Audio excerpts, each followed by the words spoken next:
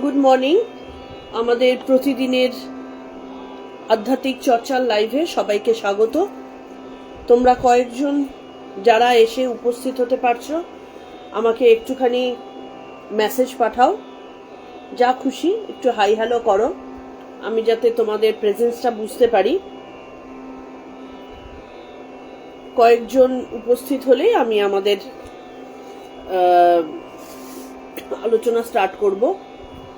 আমাদের হচ্ছিল গীতা ষষ্ঠ অধ্যায় এবং ষষ্ঠ অধ্যায়ের 47টা শ্লোকের মধ্যে আমাদের হয়ে গিয়েছিল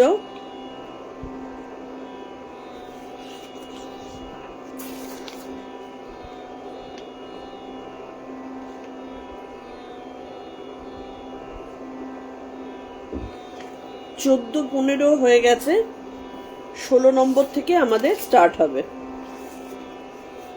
গুড মর্নিং মিতাদি, গুড মর্নিং শর্মিলাদি।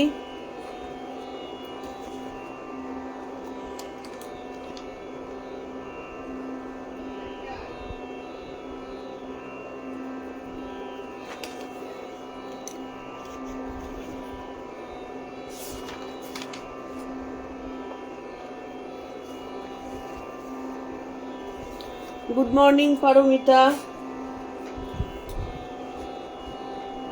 তোমরা বেশ অনেকেই চলে এসেছো, আমি আস্তে আস্তে প্রণাম মন্ত্র দিয়ে স্টার্ট করছি।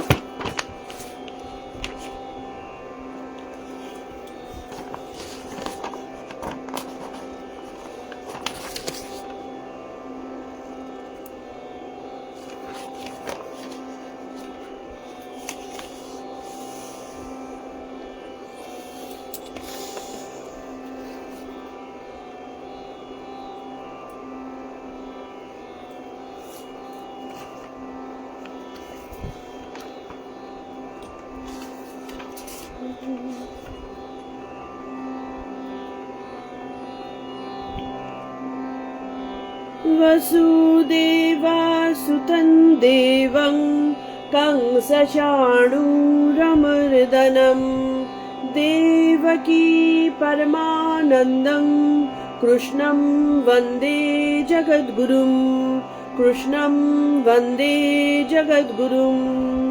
ॐ श्री परमात्मने नमः। श्रीमद्भगवद्गीता अथ षष्ठोऽध्यायः। श्रीभगवानुवाच अनाश्रितः कर्मफलं कार्यं कर्म करोति यः स सन्न्यासी च योगी च न निरग्निर्न चाक्रियः यं सन्न्यासमिति प्राहुर्योगं त्वं विद्धि पाण्डव न ह्यः सन्न्यस्तसङ्कल्पो योगी भवति कश्चन आरुरुक्षो मुनिर्योगं कर्मकारणमुच्यते योगारूढस्य तस्यैव शमः कारणमुच्यते यदा हीनेन्द्रियार्थेषु न कर्मस्वनुसज्जते सर्वसङ्कल्पसन्न्यासी योगारूढस्तदुच्यते उद्धरेदात्मनात्मानं नात्मानमवसादयेत् आत्मैव ह्यात्मनो बन्धुरात्मैव रिपुरात्मनः बन्धुरात्मात्मनस्तस्य येनात्मैवात्मना जितः अनात्मनस्तु शत्रुत्वे वर्तितात्मैव शत्रुवत् जितात्मनः प्रशान्तस्य परमात्मा समाहितः शीतोष्णसुखदुःखेषु तथा मानपमानयोः ज्ञानविज्ञानतृप्तात्मा कूटस्थो विजितेन्द्रियः युक्त इत्युच्यते योगी समलोष्टास्मकाञ्चनः सुहृन्मित्रार्युदासीन मध्यस्थद्वेष्वबन्धुषु साधुष्वपि च पापेषु समबुद्धिर्विशिष्यते। योगी युञ्जितः सततम् आत्मनं रहसि स्थितः एकाकी यतचित्तात्मा निराशीरपरिग्रहः। शुचौ देशो प्रतिष्ठाप्य स्थिरमानसमात्मनः नात्युच्चित्तं नातिनीचै चैलजीनकुशोत्तरम् तत्रैकाग्रं मनः कृत्वा यतचित्तेन्द्रियक्रियः उपविश्यासने युञ्जात् योगमात्मविशुद्धये। समङ्काय शिरोग्रीवन् धारयन्नचलं स्थिरः सम्प्रेक्ष्य नासिकाग्रं स्वं दिशश्च नवलोकयन् प्रशान्तात्मा विगतभीर्ब्रह्मचारी व्रते स्थितः मनस्संयम्य मच्चित्तो युक्त आसीत मत्परः। युञ्जन्नैव सदात्मानै योगी नियतमानसः शान्तिर्निर्वाण परमां मत्संस्थामधिगच्छति। এই 15 নম্বর অবধি আমাদের আগের দিন পড়া হয়েছিল, যেখানটাতে এই 12, 13, 14, 15 এই প্রত্যেকটা জায়গাতেই বর্ণনা করা হয়েছে যে যোগ মানে যোগী যিনি আধ্যাত্ম অনুশীলন করবেন বা যিনি যোগমার্গে আত্ম জ্ঞান লাভের পথে এগোবেন, তার কিরকম অবস্থায় থাকা উচিত, তার আচার আচরণ কিরকম হওয়া উচিত, তাকে কিভাবে বসতে হবে, তাকে কিরকম ভাবে মানসিকতা রক্ষা করতে হবে, সেই প্রত্যেকটা জিনিস কিন্তু এখানটাতে বর্ণনা করা হয়েছে। যেমন 15 নম্বরে বলা হয়েছিল কি যে মনকে সর্বদা পরমাত্মায় সমাহিত করে সংযত চিত্ত। আমাদের মন চিরকাল, আমি 15 নম্বরটাকে জাস্ট ছোট করে একটুখানি বলে দিচ্ছি আর কি। আমাদের মন সতত বাইরের দিকে দৌড়াবার জন্যই তৈরি হয়েছে, মানে মনের তৈরিটাই কিন্তু আমরা আগে বর্ণনা করেছি যে মন কিভাবে তৈরি হয়। তাহলে মন তৈরি হয়েছে বাইরের দিকে দৌড়াবার জন্য, কিন্তু সেই যে ঘোড়াটা বাইরের দিকে, ঘোড়া যেমন খোলা জায়গায় সে দৌড়ে বেড়াবে, এটাই ঘোড়ার ধর্ম।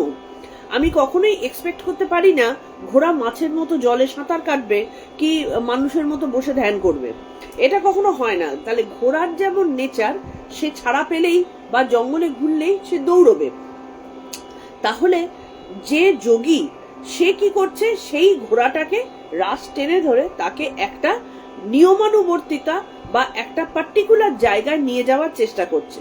তাহলে সে নিয়ে যাওয়ার জন্য ঘোড়া তো ছটফট করবেই, ঘোড়া তো কখনোই তার বন্ধনটাকে মেনে নেবে না। ঠিক তেমনি মনও আমাদের সেই যে আটকে যে একদিকে চালনা করার যে প্রবণতা, সেটাকে কখনোই সে মেনে নিতে চায় না বলে বিভিন্ন রকম ভাবে সে বিরোধিতা করে। তাহলে এই বিরোধিতাটার থেকে বাঁচবার উপায়টা কি? ঘোড়ার তো প্রবল শক্তি, মনের প্রবল শক্তি, সেই মায়ার দিকে সে ছুটছে, সেই মায়ার প্রবল শক্তি, মায়াতেই সৃষ্টি হচ্ছে সমস্ত কিছু। তাহলে এই প্রবল শক্তির বিরুদ্ধে যাবার জন্য তুমি যদি এমনি চেষ্টা করো, কোনো মতে এমন কোনো প্রসিডিওর নেই যেটাতে মনকে, মন নামক ঘোড়াকে শান্ত করা যায়। সেই কারণে কি করতে হবে, কিছু প্রসেস এখানে ভগবান অর্জুনকে বলে দিচ্ছেন যে তোমাকে সংযত চিত্ত হতে হবে। কি করে সংযত চিত্ত হবে এবং কি করে সেই জায়গাটা আসবে, সেটা হচ্ছে আমাদের ভেতরের ইচ্ছা শক্তি। ইচ্ছা শক্তি কোথায় সুপ্ত থাকেন? ইচ্ছা শক্তি থাকেন আমাদের মূলাধারে। মূলাধারে যে পরমা প্রকৃতি সুপ্ত অবস্থায় রয়েছেন, সেটাই কিন্তু প্রবল শক্তি এবং সেই শক্তির দ্বারা পুরো জগৎ হাতের মুঠোয় করা যায়। সেই প্রবল মূলাধারে অবস্থিত পরমা প্রকৃতি শক্তি হচ্ছেন আমাদের ইচ্ছা শক্তি, বা যাকে আমরা জাগ্রত করে সেই পরম পুরুষের সাথে আমরা যুক্ত করবার চেষ্টা করে যাচ্ছি। তাহলে সেই পরমা প্রকৃতির কাছে আমাদের মাথা নত করতে হবে, তার কাছে আমাদের যে প্রসিডিওরে তিনি তুষ্ট থাকবেন সেইগুলো করতে হবে। তাহলে সেইগুলো কি কি? একটা বলছেন সংযত চিত্ত। যখনই মনের মধ্যে ইচ্ছে হচ্ছে যে আজকে আমি ফুচকা খাবো, কি আজকে আমি উল্টোপাল্টা খাবার খেয়ে ইয়ে করব, সেটাকে কন্ট্রোল করা। এই মানে এটা আমি একটা সাধারণ উদাহরণ দিচ্ছি, কিন্তু যে কোনো ইচ্ছা হলো, উদয় হলো, আর সেটাকে ইন্দ্রিয় দিয়ে আমরা বাইরের দিকে বার করে দিলাম, সেটা না। সেখানটাতে সংযত হয়ে যাওয়া। আর কি সেটা করবে? মনকে সর্বদা পরমাত্মায় সমাহিত করা। মানে মনের মধ্যে যখন কোনো চিন্তা আসবে, চিন্তা ছাড়া তো মন আসতে পারে না, যখন মনের মধ্যে চিন্তা আসবে সেই চিন্তাটাকে সর্বদা ঈশ্বরমুখী চিন্তায় নিয়ে যাওয়া। সেটা আসবে কিভাবে? যদি আমি সেই রকম সঙ্গ করি। আমি যদি সঙ্গ করি একটা ঠকবাজের সাথে, তাহলে আমার মনে হাজার চেষ্টা করলেও, আমি হাজার বড়সড় মানুষ হলেও, আমার মন কিন্তু তার আজকে না হলে, একদিনে না হলে, দুদিনে না হলে, তার সেই গল্পের দিকে ধাবিত হবেই। একজন ব্যবসায়ীর সাথে আমি যদি দীর্ঘদিন ওঠা বসা করি, তাহলে আমার মন হয়তো, আমি পারছি না করতে, আমি হয়তো তার মতো ব্যবসায়ী হতে পারছি না, কিন্তু আমার মন সর্বদা সেই রকম চিন্তা ভাবনার মধ্যে থাকবেই থাকবে। এটাই হচ্ছে আমাদের মনের প্রকৃতি। তো সেই কারণে আমাদের সঙ্গ বেছে করতে হবে, যে সঙ্গের মধ্যে থাকলে আমি ঈশ্বর আলোচনা ভিন্ন অন্য আলোচনা করব না। আমাদের সেই মতো বইপত্র পড়তে হবে, শাস্ত্র পড়তে হবে, যাতে করে আমাদের মন এমন একটা জিনিস, ছোটবেলায় দেখবে আমরা যেরকম ছবি দিয়ে দিয়ে বিভিন্ন রকম, যারা বাংলা মিডিয়ামে পড়েছো তারা সহজ পাঠ পড়েছো, যারা ইংলিশ মিডিয়ামে পড়ছো A for apple, B for bat, এই জিনিসগুলো করছো। এই যে ছবি দিয়ে দিয়ে আমরা যখন দেখছি, তখন সেটা আমাদের মনের মধ্যে গেঁথে যাচ্ছে।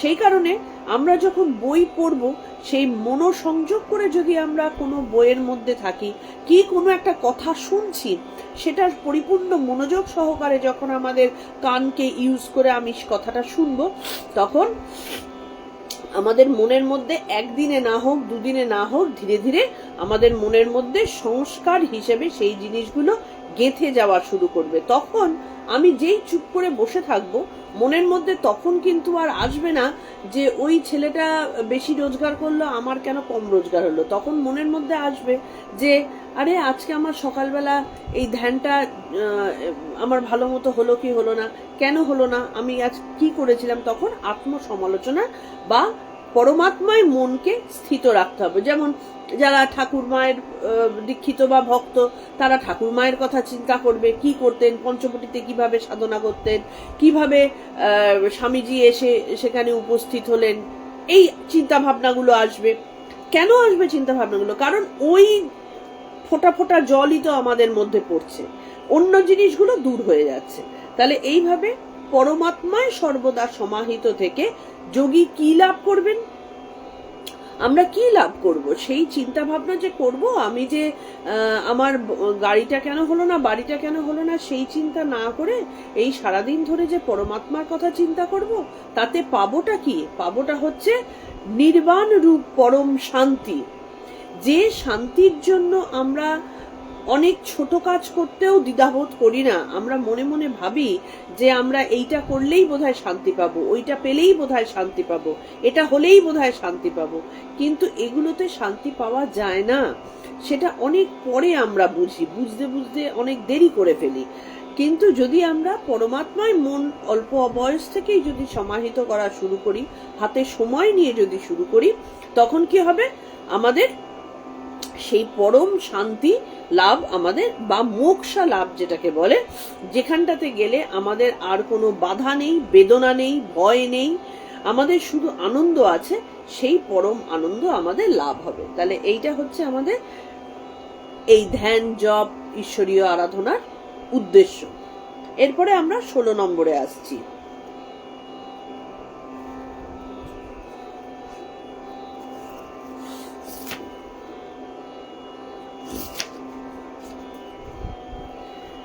नात्यश्नतस्तु योगोऽस्ति न चैकान्तमनस्नतः न चाति स्वप्नशीलस्य জাগ্রতো নৈব চার্জুন নাত্যস্নতস্তু যোগোস্তি ন চৈকান্ত মনস্নতঃ ন চাতি স্বপ্নশীলস্য জাগ্রতো নৈব চার্জুন। মানে কি? আগে সংস্কৃতর মানেগুলো বলে দিই। হে অর্জুন, এই যে কথাটা রয়েছে নাত্যস্নতস্তু মানে নাত্য না অতি, নাত্য না অতি, অশ্নত মানে না অতি, অশ্নত মানে অতি ভোজনকারী, অশ্নত মানে ভোজনকারী। অতি কার কার যোগ হয় না?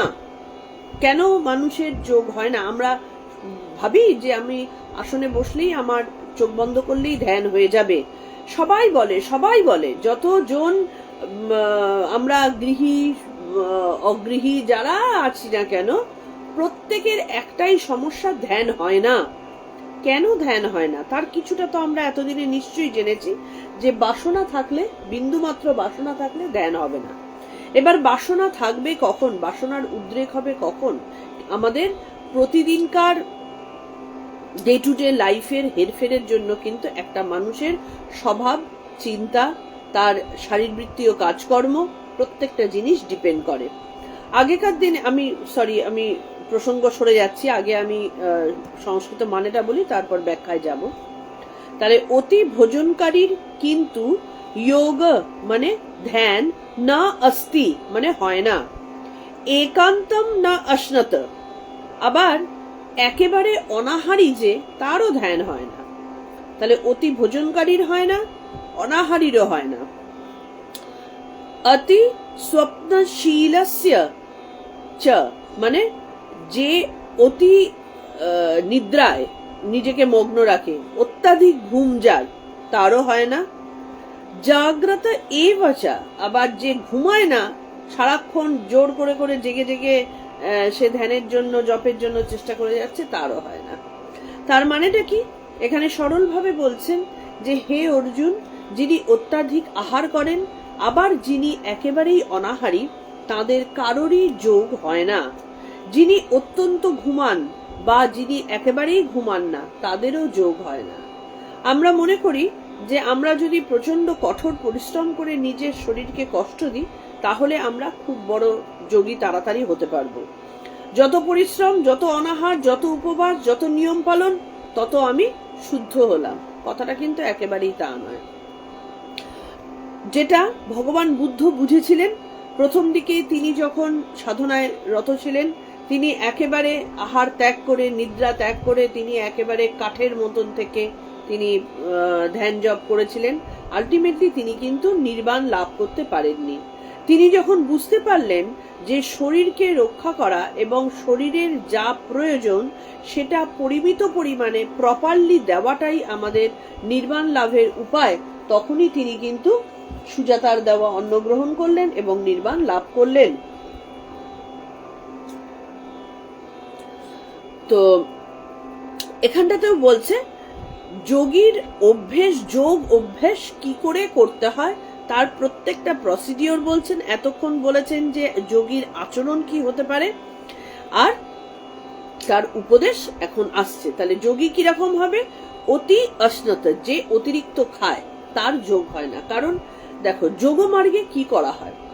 যোগমার্গে শরীরে আমাদের যা কিছু তো হচ্ছে শরীরের মধ্যে। আমরা যখন ধ্যান করব, মন শান্ত হবে, সেটাও শরীরের ভেতরে আছে, এই খোলসটার মধ্যে আছে। খোলসটা কিন্তু হেলাফেলা করার জিনিস নয়।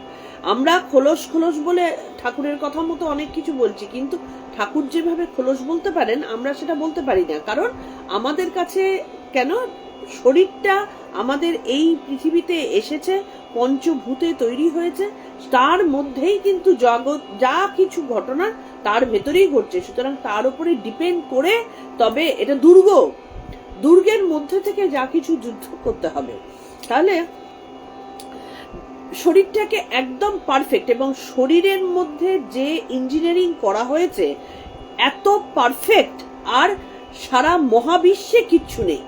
আমাদের মানুষ শরীর বা পশু শরীর, যার শরীরই হোক না কেন, শরীরের মতো পারফেক্ট ইঞ্জিনিয়ারিং আর কিচ্ছুতে নেই। তার মধ্যে সব থেকে জটিল হচ্ছে আমাদের মানব শরীর, একেবারে মাথার চুল থেকে পায়ের নখ অব্দি জটিলতায় ভর্তি। তাহলে যত জটিল যন্ত্রপাতি হবে তাকে তত সূক্ষ্মভাবে রক্ষণাবেক্ষণ করতে হবে, কিন্তু আমরা সেটা করি কি করি না। আগেকার দিনে বলা হতো যে মহাভারতের যুগে কি আরো আগে, 300 বছর, 400 বছর, 500 বছর থাকা যায়। আমি গত দুদিন আগেই আমি এক মহাযোগীর কথা পড়ছিলাম, তিনি কিন্তু 700 বছর ধরে তিনি দেহ রক্ষা করেছিলেন। তাহলে তখনকার দিনে, এবং অবশ্যই দেহ মানে তিনি বিভিন্ন রকম ভাবে জাগতিক দেহ করেছিলেন, মানে চেঞ্জ করেছিলেন, কিন্তু এমন অদ্ভুত অদ্ভুত ঘটনা যোগমার্গে হয়ে থাকে, মানে যা তুমি মনে চিন্তা করতে পারো বা চিন্তা করতে নাও পারো সব যোগে হয়। যোগেই কিন্তু ওই যিনি যোগী তিনি কিন্তু ওই সমুদ্রের জল পুরো পান করে ফেলতে পারেন, মানে এটা কাইন্ড অফ যা তুমি মনে ভাববে তাই হয়ে যাবে, এটা সেরকমই যোগে সেটাই করা যায়, কারণ আমাদের এই শরীরের সেই ক্ষমতা আছে। কিন্তু আমরা আমাদের শরীরের ক্ষমতার 5%ও আমরা ইউজ করি না দেখে আজকে আমাদের আরো মানে এইরকম অবস্থা, এবং যত দিন যাচ্ছে সেই পার্সেন্টেজ আরো কমছে। তাহলে শরীরকে একদম পারফেক্ট রাখার জন্য ঠিক শরীরে যার যেটা প্রয়োজন তাকে সেইটা প্রদান করতে হবে। এটা খাওয়ার উপরে অনেকখানি ডিপেন্ড করে। যেমন আমরা যদি অতিরিক্ত খাবার খাই তাহলে কেন যোগ হবে না? খুব স্বাভাবিকভাবে যখনই অতিরিক্ত খাবার খাবো আমার পেট আইঢাই করবে। যোগে আমাদের যে শ্বাস নিয়ে কাণ্ড করতে হয়, যে পরিমাণ শ্বাসের কর্ষণ হচ্ছে বা যেভাবে তার পিটুইটারি গ্ল্যান্ডকে কন্ট্রোল করা হচ্ছে, এই যে পুরো ভেতরে শারীরবৃত্তীয় জিনিসগুলো, আমি যোগ করতে বসলাম পেটে ঢেউ ঢেউ করে ঢেকুর উঠছে, কি আমার পেট ভারী লাগছে, আমি কমপ্লিট করতে পারলাম না, আমার ওক উঠে আসবে যখনই, কারণ এই শ্বাস তো আর আমাদের এই নাক দিয়ে নিঃশ্বাস নিচ্ছি যা কিছু হয়ে যাচ্ছে সেই শ্বাস না, শ্বাস কিন্তু একটা অতি মানে গূঢ় জিনিস, সেইটা নিয়ে যখন খেলা হবে তখন গা গুলিয়ে উঠবে, বমি উঠে আসবে। তাহলে আমি এমন খাবার খাবো কেন যেটাতে আমাদের এই প্রবলেমগুলো আসে? সেই কারণে কি অল্প খাবার খাবো। কতটা খাবার খাবো? যোগীর জন্য সিস্টেম হচ্ছে, যোগী কেন মানুষের সিস্টেম হচ্ছে, আমরা বেসিক্যালি সবাই কিন্তু যোগী, আমরা এমন কেউ নেই যে যোগ ছাড়া আমরা থাকি, কিন্তু আমরা সেখান থেকে দূরে সরে আসছি। সেই কারণে প্রতিটা মানুষের খাবারের সিস্টেম হবে, আমাদের পাকস্থলী কিন্তু যে যার যেটা হাত, আমার হাত এইটুকু, আমার পাকস্থলী কিন্তু এইটুকু, আমাদের এই হাতের সমান আমাদের পাকস্থলী হয়।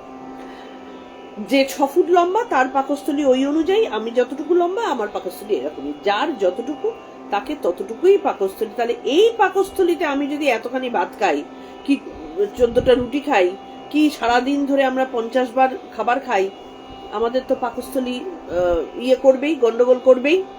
আমাদের এই যে যত রোগ, তোমরা খেয়াল করে দেখো, আমাদের বাল্য বয়স থেকে বৃদ্ধ বয়স যত একটু ধীরে ধীরে এগোচ্ছে, 30-35 পার হলো কি হলো না, ধীরে ধীরে বিভিন্ন রকম ব্যথা বেদনা দিয়ে রোগ শুরু হয়, তারপরে তো হাজার গন্ডা রোগ আছেই। যত রোগের সূত্রপাত কিন্তু আমাদের এই পাকস্থলী গর্ভগৃহ, কারণ আমরা ভুল খাবার খাচ্ছি, আমাদের বায়ু পিত্ত কফের দোষ হচ্ছে। রোগ মানে বায়ু পিত্ত আর কফের ডিসব্যালেন্স। যখনই বায়ু পিত্ত কফ ডিসব্যালেন্স থাকবে, আমাদের যে কোনো একটা না একটা রোগ আমাদের বাসা বাঁধবে, সেটা জর্জারি হতে পারে, সেটা বড়সড় রোগও হতে পারে। তাহলে হাত ভেঙে গেল, পা ভেঙে গেল, সেটা অন্য জিনিস, সেটা অ্যাক্সিডেন্ট, কিন্তু রোগ, এই যে হাত ভেঙে গেল, ভেঙে যাবার পরে জোড়া লাগার পরেও আমার ব্যথা টনটন করছে, কেন? আমার বায়ুপিত্ত কফ ইমব্যালেন্স আছে, সেইটা পরিপূর্ণভাবে সারাই করবার মতন অবস্থা ওখানটাতে আমি পুষ্টি জেগাতে পারছি না, সেই কারণে হাত ভাঙা ঠিক হয়ে গেছে কিন্তু সেই জোরটা পেলাম না। তাহলে এই পুরো জিনিসগুলো কিন্তু আমাদের ভেতর থেকেই সৃষ্টি হয়। তাহলে পাকস্থলীর পরিমাণ হচ্ছে আমার হাতের সমান, সেখানকার 2 ভাগ মাত্র খাদ্য থাকবে। তাহলে এইটুকু হাতের 2 ভাগ মানে কতটুকু? বেসিক্যালি এইটুকু খাবার খেলেই কিন্তু আমাদের যথেষ্ট। 2 ভাগ খাদ্য থাকবে, 1 ভাগ জল থাকবে, বাকি ভাগ বায়ু দ্বারা পূর্ণ থাকবে, তবে গিয়ে পাচন ঠিকঠাক হবে। ওয়াশিং মেশিনের কথা চিন্তা করো, ওয়াশিং মেশিনে যদি কাপড় ঠেচে দিই, সেই কাপড় পরিষ্কার হয় কি? হয় না। তাহলে ওয়াশিং মেশিনের কাপড় যেরকম আমাদের ভেতরের যন্ত্রটাও ঠিক সেরকম। সেটার থেকে পুষ্টি বার করার জন্য ওটাকে নাড়াঘাটা করতে দিতে হবে। তো আমি খাবার খাচ্ছি, ভাত, রুটি, সবজি, এতগুলো যে বা বাইরের খাবার টাবার খাচ্ছি, সেইগুলো তো বেসিক্যালি কিন্তু আমি তেল দিয়েই রান্না করি, আর তার মধ্যে একটু জলের ছিটেই দিই, যাই দিই না কেন, বেসিক্যালি ওগুলো হচ্ছে ড্রাই। তার সাথে জলীয়, মানে আমরা ডাল খাচ্ছি, চা খাচ্ছি, জল খাচ্ছি, এই প্রত্যেকটা জিনিস আমাকে জলীয় জিনিস খেতে হবে, সেটাকে এইভাবে নাড়ার জন্য। এবং এই যে নড়বে, তার জন্য তো একটা জায়গা রাখতে হবে। সুতরাং বাকি ভাগটা বায়ু দ্বারা পূর্ণ রাখতে হয়। এইটাই হচ্ছে যোগীর আহারের নিয়ম। এবার আমরা প্রতিদিন যে খাবার খাচ্ছি, আমরা দিনে 5 কোর্স আহার কিন্তু আমরা করে থাকি। সকালে চা খেলাম, তারপরে ব্রেকফাস্ট খেলাম, তারপরে দুপুরের খাবার খেলাম, তারপরে সন্ধ্যের খাবার খেলাম, তারপরে একটা ডিনার করলাম।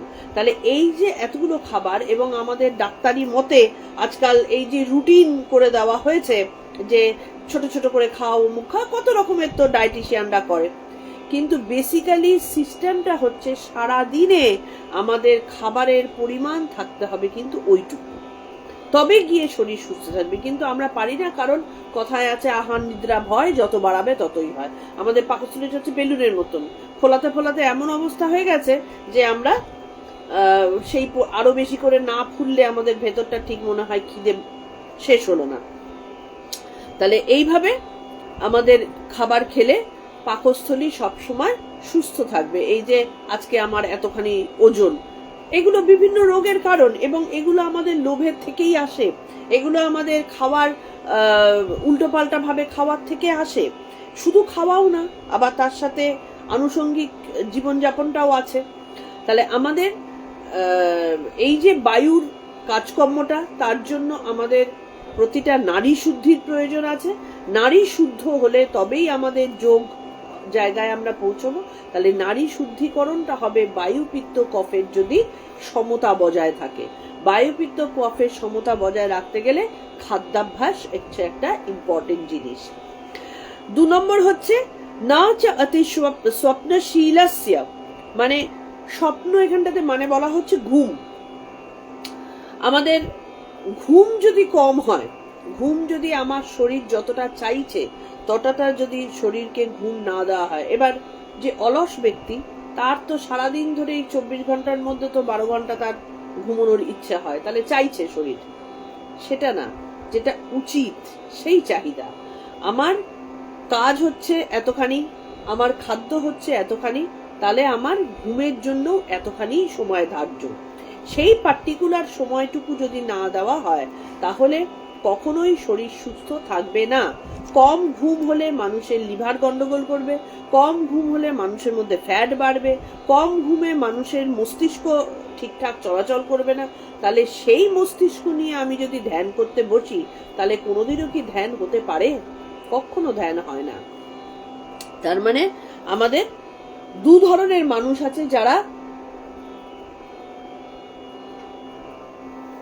যাদের মধ্যে একদল হচ্ছে একদম ঘুমায় না, ইনসমনিয়ায় ভুগছে, দিনে জাগছে, দিনে ঘুমাচ্ছে, রাতে জাগছে, হ্যাঁ, মানে উল্টো পাল্টা আর কি, কোনো সময়ের ঠিক ঠিকানা নেই। তাহলে এই ধরনের লোকেদের কখনোই যোগী হওয়া যায় না। 2 নম্বর হচ্ছে যারা বেশি ঘুমাচ্ছে সারাদিন ধরে। আমার শরীরে ঘুমের প্রয়োজন, আমার শরীর ক্লান্ত থাকে, কারণ তোমার প্রপার ফুড ভেতরে যাচ্ছে না। ভেতরে একটা ইঞ্জিন চলছে, সেই ইঞ্জিন চালাবার জন্য তেলটা প্রপারলি যাচ্ছে না, সেই কারণেই তোমার ঘুম ঠিকঠাক হচ্ছে না। তাহলে বেশি ঘুমানোও ঠিক নয়, আবার বেশি জাগাও ঠিক নয়। যারা এই দুটোর মধ্যে থাকে তাদের কারোরই যোগাভ্যাস হয় না। যোগাভ্যাস করতে গেলে আগেকার দিনে ঋষিরা কি করতেন, মুনি ঋষিরা প্রতিদিন ভোরবেলা ব্রাহ্ম মুহূর্তে উঠছেন। ঠিক আছে, আমাদের এখন চাকরি বাকরি এমন হয়েছে, রাত্রিবেলা হয়তো শুতে দেরি হলো, আমরা ব্রাহ্ম মুহূর্তে উঠতে পারছি না, কিন্তু আমি তার জন্য বেলা 12টা 1টা অবধি পড়ে ঘুমাবো, এটাও তো ঠিক নয়। তোমাকে এমন সময় শুতেই হবে যে তুমি যাতে ওই পার্টিকুলার 6 ঘন্টা 5 ঘন্টা, কি যার শরীরে যতটা দরকার হয়, বাচ্চাদের জন্য 8 ঘন্টা, বড় মানুষের জন্য 6 ঘন্টা ঘুম যথেষ্ট, তার বেশি প্রয়োজন কিন্তু হয় না। আমাদের সেই 6 ঘন্টা ঘুমটা প্রপার ঘুম, 6 ঘন্টা ঘুমের মধ্যে তার মধ্যে যদি ওই আধা জাগা আধা ঘুম টাইপের হয়, মাথার মধ্যে হাজার দুশ্চিন্তা নিয়ে আমি যদি ঘুমোতে যাই, তাহলে সেই ঘুম প্রপার ঘুম হলো না। ঘুম এমন হবে যখন আমার মাথা একেবারে নিশ্চিন্ত, মাথার মধ্যে কোনো চিন্তা থাকবে না, তবে গিয়ে সেই ঘুম সত্যিকারের ঘুম, এবং সেটা আমাদের শরীরকে মানে ইয়ে করে, সামর্থ্যবান করে।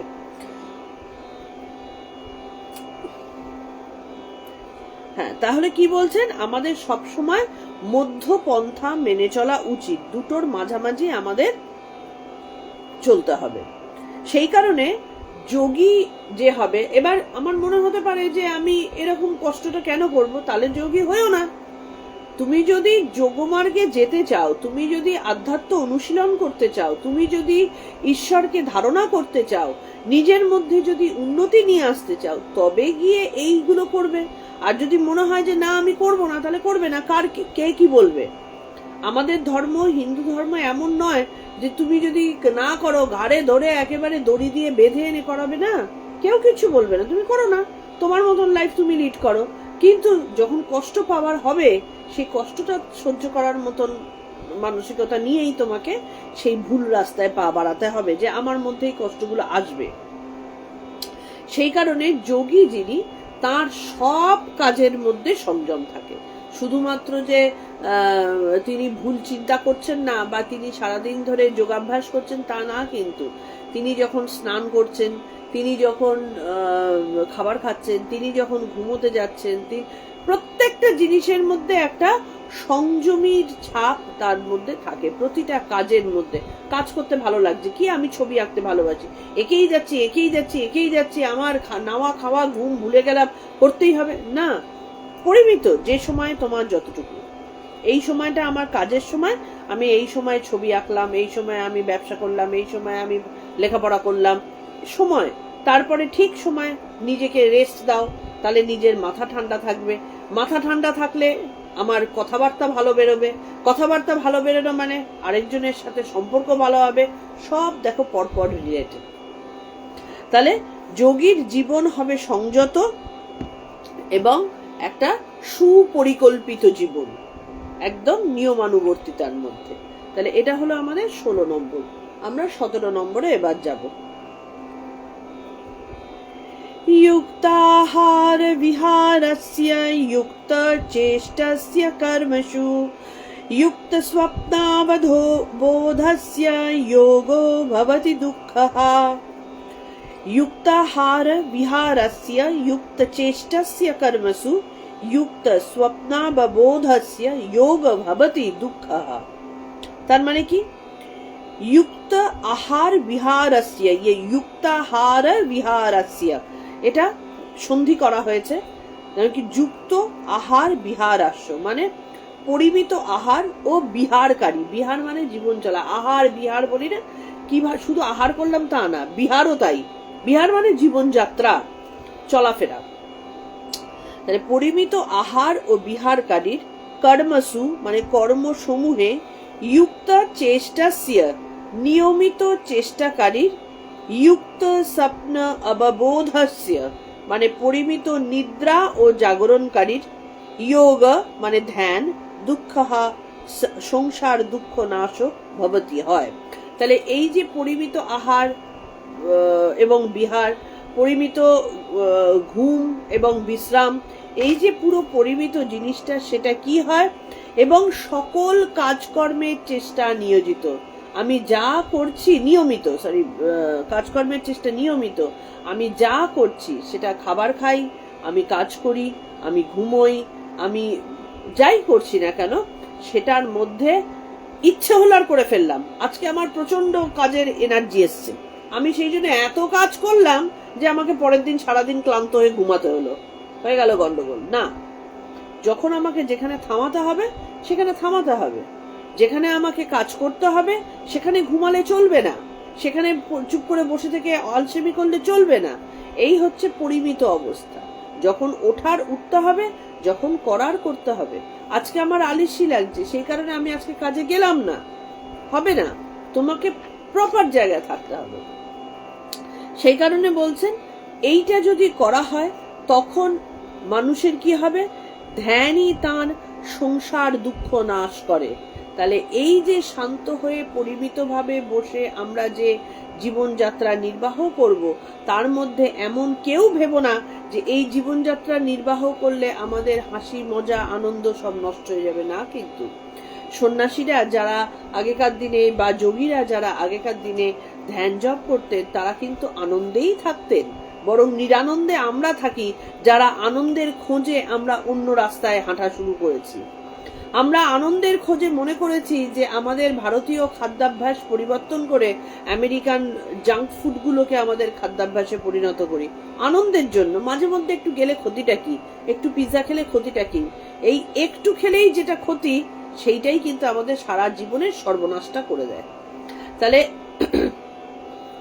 তারা প্রত্যেকেই আনন্দে থাকতেন, তারা প্রত্যেকেই জীবনের যে ধরনের ভোগ করলে তাদের যোগ অবস্থা থেকে ভ্রষ্ট হতে হয় না, সেই জিনিস তারা করতেন। তাহলে তারা কি, তাদের আলটিমেটলি কি হতো, তাদের রোগ মুক্ত শরীর থাকতো। একটা জিনিস খেয়াল করো, ধরো আমার স্বভাব হচ্ছে খুব হাসকুটে মজাদার স্বভাব, আমি সবাইকে নিয়ে হাসি খুশি থাকতে পছন্দ করি, কিন্তু আমার প্রচুর ড্রিঙ্ক করার অভ্যেস, আমার প্রচুর ড্রিঙ্ক করলে অবশ্যই ঘুম উল্টোপাল্টা হবে, পেটের গন্ডগোল হবে, খাবারের গন্ডগোল হবে, আমার সেই অভ্যেসগুলো আছে। তাহলে যে মুহূর্তে পেট গড়বড় করবে কি ঘুমটা ঠিক মতো হবে না, আমি সেই হাসকুটে মনোভাব নিয়ে আরেকজনের সাথে মিশতে পারবো কি? তখন কি আমার পরিবারকে আমি সেই আনন্দটা দিতে পারবো যেটা আমার ক্ষমতায় অ্যাকচুয়ালি আছে? পারবো না। তখন আমি মনের মধ্যে আমার রোগের চিন্তাই করতে থাকবো। বা সেই সময় যদি আমার ছেলেটা কি আমার মেয়েটা গলা জড়িয়ে ধরে ছুটে আসতে চায়, কি আমার বউ বলে যে আমাকে নিয়ে একটু বেরোতে চলো, আলটিমেটলি খিটখিটে ভাবটাই বেরোবে, কখনো কিন্তু তার সুস্থ যে হাসকুটে ভাব সেটা কিন্তু বেরোবে না। তো সেই কারণে বলছেন যোগীর আহার বিহার কর্ম নিদ্রা জাগরণ সবই পরিমিত ও নিয়মিত। দুটো কথার মধ্যে পার্থক্য দেখো, পরিমিত ও নিয়মিত। আজকে 6 ঘন্টা ঘুমালাম, কালকে 8 ঘন্টা ঘুমালাম, পরশু আবার 3 ঘন্টা ঘুমালাম। আমার সপ্তাহে ধরো 12 ঘন্টা ঘুমোবার রয়েছে, আমি একদিন 3 ঘন্টা, একদিন 2 ঘন্টা, একদিন 6 ঘন্টা, একদিন 10 ঘন্টা এরকম করে আমি করে নিলাম, তাহলে কিন্তু হবে না। নিয়মিত আমি প্রতিদিন 6 ঘন্টা ঘুমাই, প্রতিদিন আমি এইটুকু খাবার খাই, এইটা থাকলে শরীর সুস্থ সুঠাম বলপূর্ণ থাকবে। তাহলে সেই সুস্থ বলপূর্ণ এবং বায়ুপিত্ত কফের সমতা রক্ষাকারী যে শরীর, তারই একমাত্র যোগ হতে পারে, তারই একমাত্র ধ্যান হতে পারে। বাকিটা হয়ে যায় আমাদের বসে থেকে যুদ্ধ করা। আমাদের হয় না, তার কারণ আমাদের শরীর এইভাবে তৈরি নয়।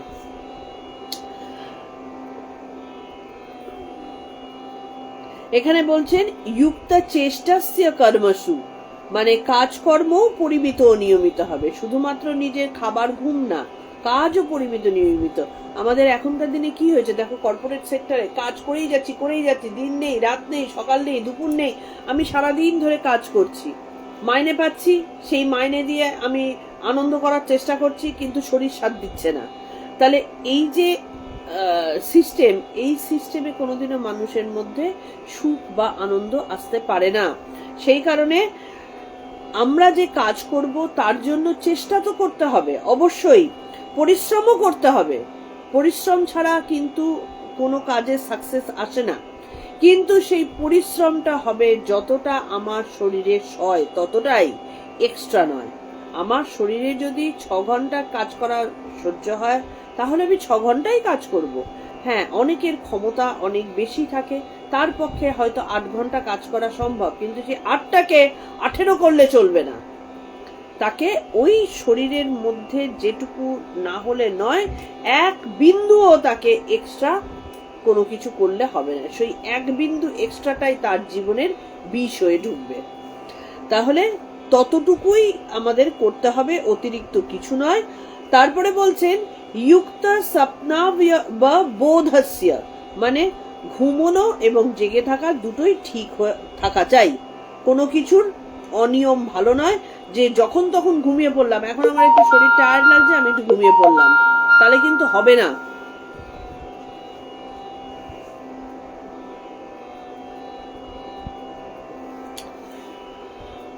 এখন টায়ার্ড লাগছে না, আমার রাত্রিরে ঘুমানোর কথা। কাজ শেষে ক্লান্ত হয়ে যখন আমার শরীর শুতে যাবে তখন যে ঘুমটা হবে, ওই মাঝখানে একটু ন্যাপ, বিউটি ন্যাপ নেওয়ার একটা সিস্টেম আছে না, একটু ন্যাপ, এই ন্যাপ কিন্তু বেসিক্যালি কোনো কাজে আসে না। মানে কি বলবো, হয়তো শরীর ক্লান্ত হয়ে যাচ্ছে দেখে তখন 10 মিনিট একটু ঝিমিয়ে নিলাম, কিন্তু যে নিয়মানুবর্তিতা পালন করে সে ঘুমোয় তার ওই ন্যাপের প্রয়োজনটা হবে না। সে তখন বাকি যেটুকু সময় কাজের জন্য রাখছে সেটা একেবারে পারফেক্ট হচ্ছে। আমাদের কাজে পারফেকশন আসে না কেন? তার কারণ আমরা তো পূর্ণ মন ওর মধ্যে দিতে পারছি না, পূর্ণ শরীর ওর মধ্যে দিতে পারছি না, পূর্ণ ক্ষমতা ওর মধ্যে দিতে পারছি না, তাই আমাদের কাজে সাকসেস আসে না, তাই আমাদের কাজে ভুল ভ্রান্তি হয়, আমাদের মন চঞ্চল থাকে বলে। কিন্তু যদি আমি পূর্ণভাবে নিজেকে সেখানটাতে ডুবিয়ে রাখি পূর্ণ শরীর দিয়ে, তাহলে সেই কাজ একটা অন্য মাত্রা পাবে, এটাই স্বাভাবিক। সেটা লেখাপড়া হতে পারে, গান বাজনা হতে পারে, ব্যবসা হতে পারে, চাকরি হতে পারে, ছবি আঁকা হতে পারে, দৌড়ানো হতে পারে, সবকিছু হতে পারে। পূর্ণ মনোযোগ আমরা দিতে পারছি না, সেই জন্য অতিরিক্ত কৃচ্ছ সাধন ভালো নয়।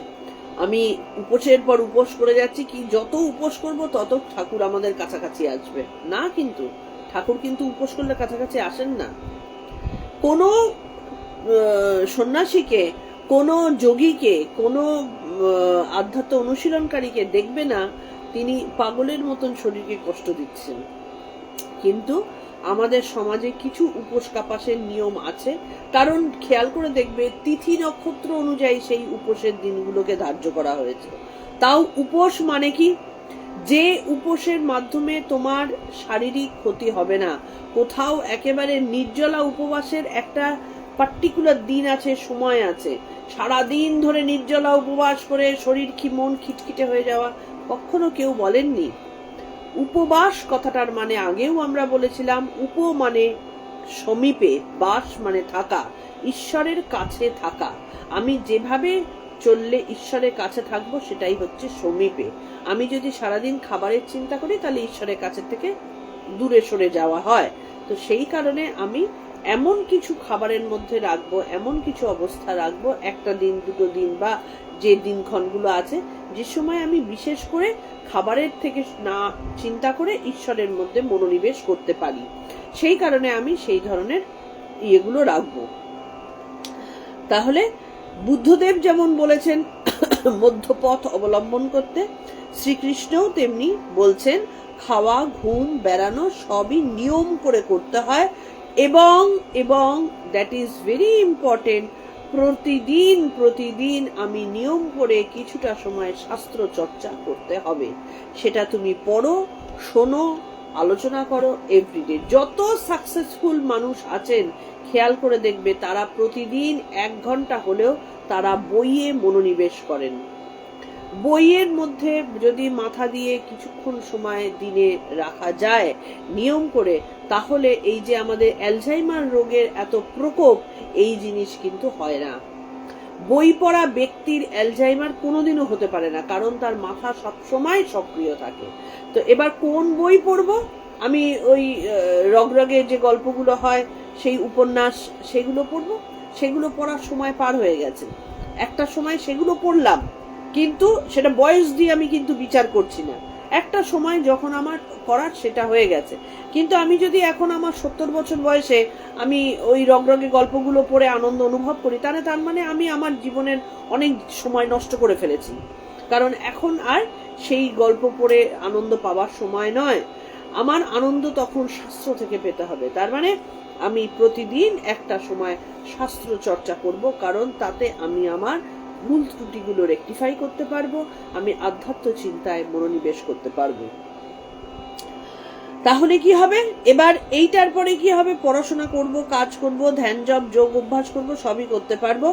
এবার এই যোগের দ্বারা কি হবে, যোগের দ্বারা আমার সব দুঃখ দূর হবে। কোন দুঃখ দূর হবে, আমাদের এই সাংসারিক দুঃখ দূর হবে। দেখো আমরা সাংসারিক জীবনে কত দুঃখের মুখোমুখি আমরা হই, কত আর্থিক কষ্ট হতে পারে, সন্তান থেকে কষ্ট হতে পারে, আমাদের চাকরি বাকরি থেকে কষ্ট হতে পারে, মানুষের সাথে রিলেশন থেকে কষ্ট হতে পারে।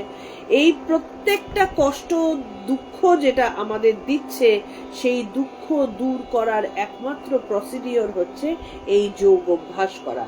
যোগ অভ্যাস করার মানেটা কি, সুস্থ সবল জীবনযাত্রা নির্বাহ করা। সুস্থ সবল জীবনযাত্রার মানেটা কি, আমাদের সুস্থ খাবার, সুস্থ ঘুম, সুস্থ আচার আচরণ, সুস্থ চিন্তা, সুস্থ পড়াশোনা, এই সব মিলিয়ে একটা সুস্থ পরিপূর্ণ জীবন হলে তার জীবনে আর কোনো দুঃখ কষ্ট থাকে না। প্রবলেম আসতে পারে, কিন্তু সেই প্রবলেম তার কাছে দুঃখের কারণ হয় না। যখন আমরা লুডো খেলতে বসি বা একটা মজার খেলা কিছু খেলতে বসি, তখন আমাদের খেলার মধ্যে দেখবে অনেক ধাঁধা আসে, পাজল আসে। এই সময় কি করব, সেই পাজলটা যেমন আমরা মজা করে আনন্দ করে মাথা খাটিয়ে সুন্দর পার করে চলে যাই, জীবনের এইগুলোও কিন্তু, এই যে বাধা বলে যে জিনিসটা, দুঃখ বলে যে জিনিসটাকে আমরা মনে করছি, সেইগুলো কিন্তু জীবনের খেলার ক্ষেত্রে একটা পাজল মাত্র। আমি মাত্র কথাটা ইউজ করলাম কারণ সত্যিকারেরই এগুলো জীবনের পাজলই। সেই পাজলকে আমরা নিতে পারছি না, আমাদের ভেতরে অতিরিক্ত বোঝা করে ফেলছি, কারণ আমরা এই খেলার অংশীদারি হতে পারছি না। এই খেলাটাকে আমরা জীবনের একটা কঠিন যুদ্ধ বলে মনে করছি, কিন্তু জীবন যুদ্ধের নয়, জীবন খুব আনন্দের। সেইটা উপভোগ করার মতন সময় আমাদের কাছে নেই, মন আমাদের কাছে নেই, বুদ্ধিও আমাদের কাছে নেই। সেই কারণে যখন সেই পাজলটা আসছে, আমরা নিজেরাই পাজল হয়ে যাচ্ছি, খেলার পাজলটা আর থাকছে না। খেলার পাজলটা তখন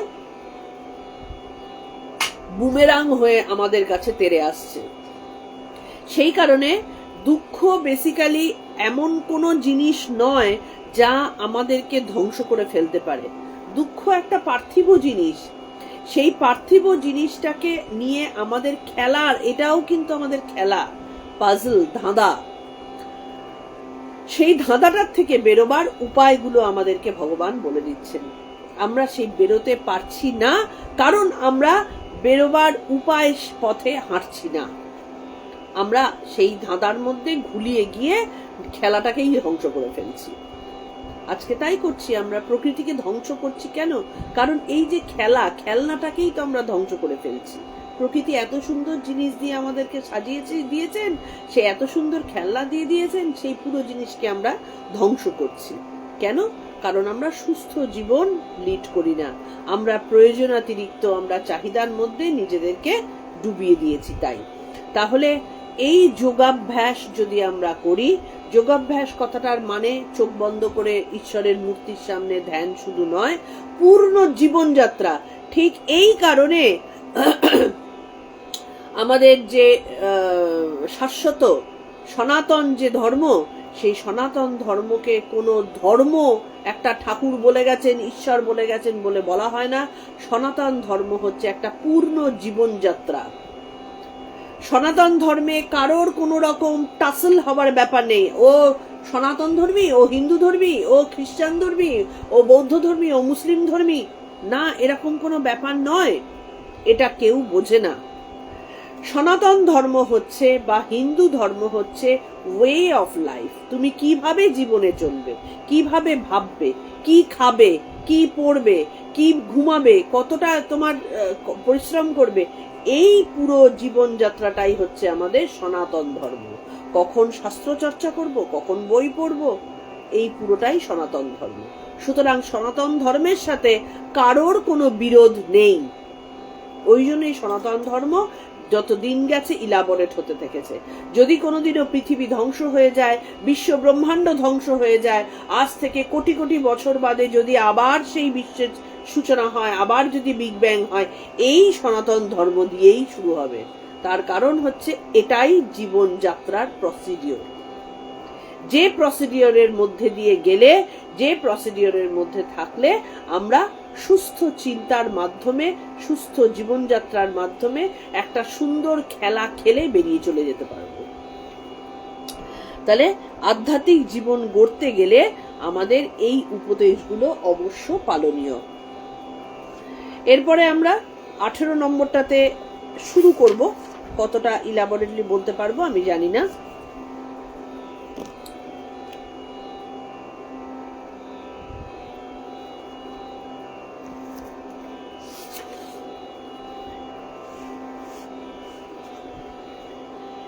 यदा विनियतै चित्तम् आत्मन्येवावतिष्ठते निःस्पृहः सर्वकामेभ्यो युक्त इत्युच्यते तदा। यदा विनियतै चित्तम् आत्मन्येवावतिष्ठते निःस्पृहः सर्वकामेभ्यो युक्त इत्युच्यते यदा। মানে কি?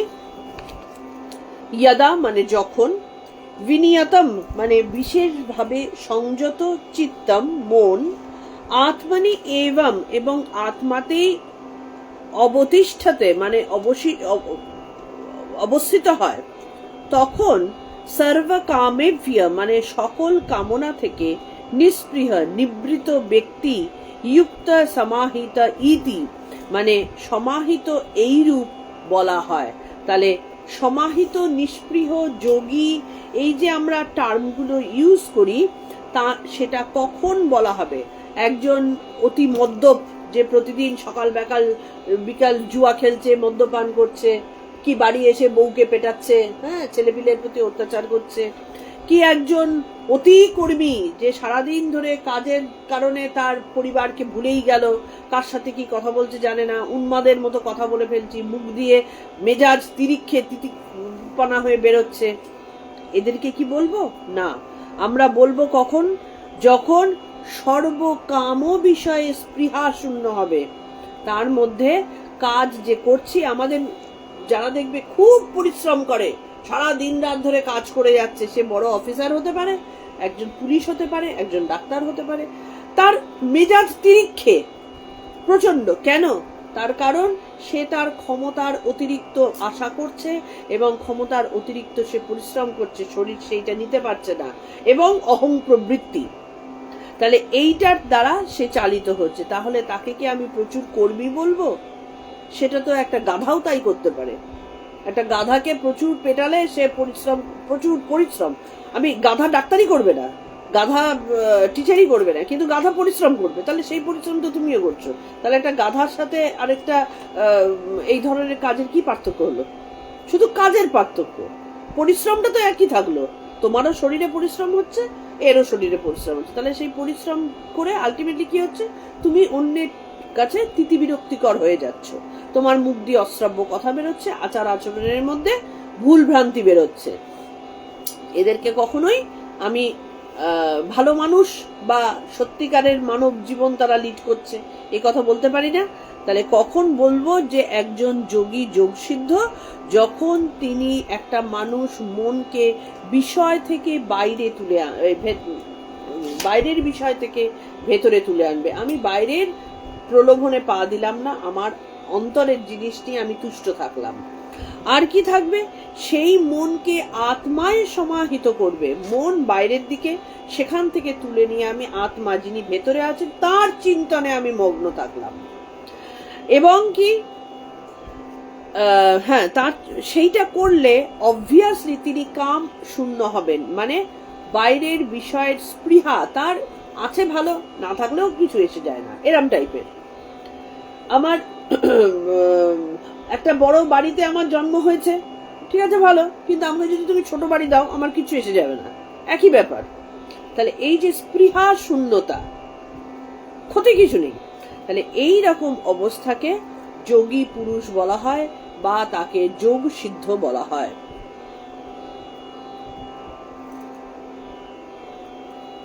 এখানটাতে ভগবান বলছেন মন আমার কিরকম হবে?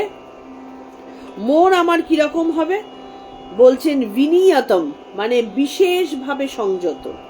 শুধু সংযত না, সংযত থাকলাম, আজকে আমি সারাদিন কঠোর ব্রত পালন করলাম, আমি সারাদিন কারোর সাথে একটাও কথা বললাম না। আমাদের ভীষ্ম কি করেছিলেন? তিনি কঠোর সংযমী ছিলেন, কিন্তু তিনি কি 100% ঠিক ছিলেন?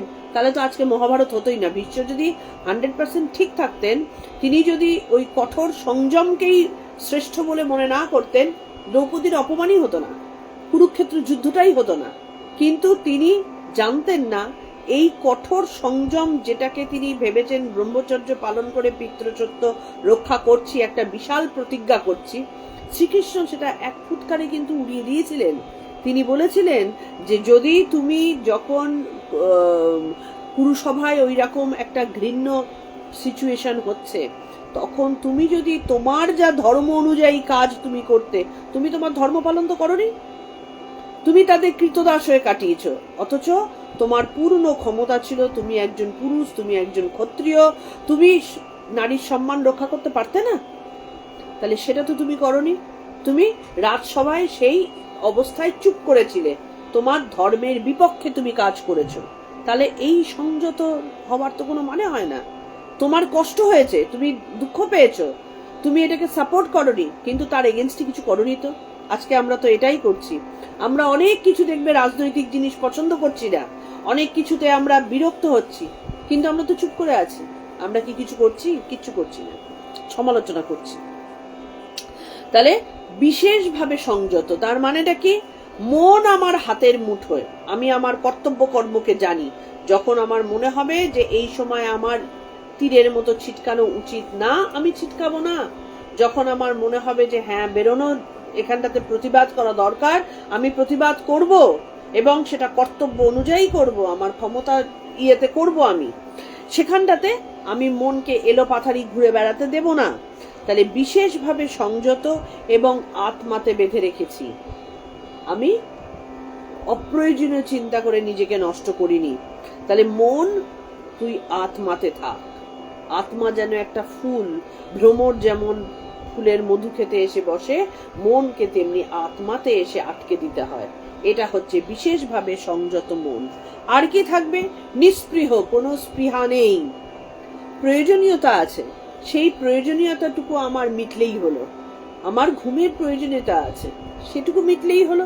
তার জন্য আমার এক হাত নিচু করা নরম গদি দরকার, না হলে আমার ঘুম হয় না। সেই নরম গদিতে শুতে গিয়ে পিঠে স্পন্ডাইটিস হয়ে গেল।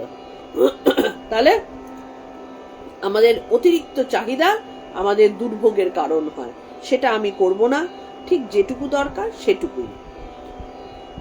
যেমন এখানটাতে বলছেন, শ্রীসীমা বলতেন ভগবানের কাছে কি চাইতে হয়। ভগবানের কাছে আমরা প্রচুর জনে প্রচুর জিনিস চাই। আমার ব্যবসা ভালো করো, আমাকে দেখতে সুন্দর করো, আমাকে ভালো টাকা পয়সা দাও, আমার পরিবার পরিজনকে সুস্থ রাখো, আমার ছেলে মেয়ের যেন কোনো রকম বিপদ আপদ না হয়, তারা যেন জীবনে দুঃখ না পায়। ছেলে মেয়ে দুঃখ না পায়, এটা তুমি ঈশ্বরকে বললে ঈশ্বর তোমায় দেবে? ছেলে মেয়ে তার ভাগ্য নিয়ে এসেছে, সে তার জীবন নিজে ঠিক করবে। আমার প্রার্থনায় কিচ্ছু হবে না। এমনকি আমি যদি নিজের জন্য না চেয়ে অন্যের জন্য চাই, হে ভগবান ওর ছেলেটাকে ভালো করে দাও, ও খুব কষ্ট পাচ্ছে, আমি তো মনে মনে ভাবলাম যে আমি তো পরোপকারের জন্য করছি, আমি তো অন্যের চিন্তা চাইছি, আমার জন্য তো করছি না, তাতেও কিচ্ছু হবে না। তোমার চাহিদাতে, সেটা নিজের জন্য হোক অন্যের জন্য হোক, কিচ্ছু হবে না। শুধু একটা জিনিসে হবে, তুমি যদি আত্ম উন্নতির জন্য ঈশ্বরের কাছে কিছু চাও, হে ঈশ্বর আমায় বিবেক দাও, হে ঈশ্বর আমায় বৈরাগ্য দাও, হে ঈশ্বর আমায় নির্বাসনা করো, আমায় চেতনা দাও, তবে হবে। সেইটা বলবে, বাদ বাকি কিচ্ছু বলবে না। এবার তাহলে আমার ঈশ্বরের কাছে যাবার দরকারটা কি? এত কাণ্ড হয়ে যাচ্ছে শুধুমাত্র চেতনার জন্য? অবশ্যই চেতনারই জন্য, কারণ আমি যদি চেতনা প্রাপ্ত হই, আমার থেকেই কিন্তু আরেকটা বীজ তৈরি হবে, আমার থেকেই কিন্তু দুনিয়া তৈরি হবে। তাহলে আমার মতন ও, ওর মতন ও, এইভাবে যদি সবাই চেতনা প্রাপ্ত হই, একজন একজন একজন করে সুচিন্তক হই, আমাদের মধ্যে যদি বিবেক কাজ করে, তাহলে সমাজে কি কারোর দুঃখ থাকবে? আজকে সাপোজ ধরো আমার ছেলে কোনো কারণে কষ্ট পাচ্ছে, সে চাকরির কারণে হতে পারে বা তার কোনো পরিবারের কারণে কষ্ট হচ্ছে। তাহলে আমি যদি বিবেচক হই, আমি যদি বিবেকবান হই, আমার যদি চেতনা ঠিক থাকে, ঠিক আমারই মতন যদি ওই লোকটারও সেম অভ্যেস থাকে, যে অফিসের কোনো একজন হয়তো লোক, তাহলে আমার ছেলে কি কষ্ট পাবে? এবং আমার ছেলেও যদি বিবেকবান হয়, কষ্টের তো জায়গাটাই থাকছে না, তৈরিই তো হচ্ছে না, সবই তো সুন্দরভাবে চলবে। সেই কারণে নিজের কর্ম মানুষ নিজেই তৈরি করে, নিজের ফলও মানুষ নিজেই তৈরি করে। কেউ যদি পার্থিব জগতে কোনো কষ্ট পায়, সেটা ব্যবসা সংক্রান্ত, চাকরি সংক্রান্ত, জীবন সংক্রান্ত, বউ সংক্রান্ত, স্বামী সংক্রান্ত, ছেলে মেয়ে সংক্রান্ত, বা যা কিছু শরীর সংক্রান্ত, প্রতিটা কষ্টের মূল হচ্ছি আমরাই। কারণ আমরা ঈশ্বরের কাছে প্রপার জিনিসটা চাইতে শিখিনি। আমরা ঈশ্বরের কাছে এমন জিনিস চেয়ে ফেলি যেটা সম্ভব নয়, যেটা হয় না। ঈশ্বরের কাছে বিবেকবান হওয়ার কামনা করতে হয়, বৈরাগ্যবান হওয়ার কামনা করতে হয়, আত্মিক উন্নতির কামনা করতে হয়, চেতনার কামনা করতে হয়। শ্রীসীমা বলে দিচ্ছেন যে ভগবানের কাছে যদি কিছু চাইতে হয়, বলতে হবে নির্বাসনা দাও, আমাকে নির্বাসনা করো। আমাদের ছোট্ট নচিকেতা যমরাজের কাছে যখন গেছেন, যমরাজ তাকে স্বর্গ সুখ দিয়ে দিতে চাইছেন, বিশ্বের সমস্ত শ্রেষ্ঠ সুখ দিতে পারছেন। নচিকেতা বাচ্চা ছেলে, তিনি কি বলছেন যে এটা কি আমাকে মোক্ষ প্রাপ্তি করাবে? এটা কি আমাকে সেই চেতনার উন্মেষ ঘটাবে? না, ঘটাবে না। তাহলে আমার এগুলো দরকার নেই। চেতনার উন্মেষ ঘটালে কি হবে? আমি সবই পাবো, যেগুলো তুমি দিতে চাইছো এমনি সেগুলো আসবে। সুতরাং যারা জীবনে কোনোভাবে পার্থিব কষ্ট ভোগ করছো, মানসিক বা শারীরিক, সবার আগে নিজেকে উন্নত করার দিকে মনোযোগ দাও, আপসে কষ্ট দূর হয়ে যাবে। কারণ মনকে আমি সব কিছু থেকে সরিয়ে এনে ঈশ্বরের পায়ে সঁপে দিতে পেরেছি। এটাই ঈশ্বরের কাছে চাইতে হয় যে হে ঈশ্বর, আর কিচ্ছু না, আমার ঘর সংসার আপনিই ঠিক হয়ে যাবে, আমাকে তুমি তোমার পায়ে সঁপার মতন, সঁপে দেবার মতন মানসিকতা তৈরি করে দাও। আমার ভক্তি আসছে না, আমার জ্ঞান আসছে না, আমি তোমাকে বুঝতে পারছি না, দেখতে পাচ্ছি না, আমাকে সেইটা করার মতন প্রস্তুত করে দাও, যাতে করে আমার ভক্তি আসে। ব্যাস, এটাই ঈশ্বরের কাছে প্রার্থনা, আর কিচ্ছু। তাহলে আজকে আমাদের 18 নম্বর অবধি হলো। এই প্রত্যেকটাই কিন্তু কিভাবে আমার এই যে ধ্যান যোগ, অভ্যেস যোগ, হ্যাঁ, আমাদের আত্মসংযম যোগ, যাই বলা হোক না কেন, প্রতিটাই হচ্ছে আত্ম উন্নতির কি করে ঘটবে, এবং আমরা কি করে সুন্দর, শান্ত এবং নন উত্তেজক জীবন আমরা নির্বাহ করতে পারবো, এবং কিভাবে ঈশ্বরের কাছে আমরা স্থিত হতে পারবো, সেই উপায় এখানটাতে বর্ণনা করা হয়েছে। আজকে আমাদের এইটুকুই। প্রণাম মন্ত্র দিয়ে শেষ করছি। আমাদের আগামী দিন, আজকে আমাদের গীতার শুক্রবার অবধি শেষ। আগামী দিন আমাদের কথামৃত পাঠের দিন। সোম থেকে শুক্রবার অবধি আপাতত আমাদের গীতা চলে। যারা নতুন আসছো তাদের জন্য বলি, যারা রেগুলার আসছো তাদের বলার দরকার নেই, কিন্তু যারা রেগুলার আসছো তাদেরকে শুধু এইটুকু মনে করিয়ে দিই, এবং নতুনদেরও বলি, হঠাৎ করে এক ধাক্কায় একদিন, আবার মাঝখানে 3 দিন গ্যাপ, আবার পরের পরপর 3 দিন, এরকম করে শাস্ত্র চর্চায় কিচ্ছু হয় না। শাস্ত্র চর্চা একটা নিয়মানুবর্তিতার মধ্যে আনতে হয়। যেমন প্রতিদিন আমরা খাই, প্রতিদিন স্নান করি, প্রতিদিন ঘুমোতে যাই, ঠিক তেমনি জীবনের একটা অঙ্গ শাস্ত্র চর্চা। সেই শাস্ত্র চর্চার মধ্যে প্রতিদিন নিজেকে ইনভলভ রাখতে হবে, কিছু সময় নিজের জন্য রাখতেই হবে। আমরা এখানে 1 ঘন্টা নিজের জন্য রাখি, সেইটুকু আমাদের রাখতে হবেই। প্রণাম মন্ত্র দিয়ে শেষ করছি। শর্মিলাদি বলছে খুব ভালো লাগলো, তোমরা সবাই এই কাজটুকু নিজেরা করো, যদি ভালো লেগে থাকে সত্যিকারের, এটা যাতে 5 জনের কাছে ছড়ায় সেই চেষ্টা করে আমাদের এই যে আনন্দময় একটা দিন, সেই দিনে আরো 10 জনকে ইনভলভ করো, যেভাবে হোক ইনভলভ করো, তাতে সমাজটা ভালো হবে। ओम तत्सदिति श्रीमद्भगवद्गीतासु उपनिषत्सु ब्रह्मविद्यायां योगशास्त्रे श्रीकृष्णार्जुन संवादे आत्मसंयम योग नाम षष्ठोऽध्यायः। ओम श्री कृष्णार्पणमस्तु। ओम श्री कृष्णार्पणमस्तु। ओम শ্রী কৃষ্ণার্পণমস্তু। ভালো থেকো সবাই, আনন্দ থেকো, গীতাকে সাথে নিয়ে চলো।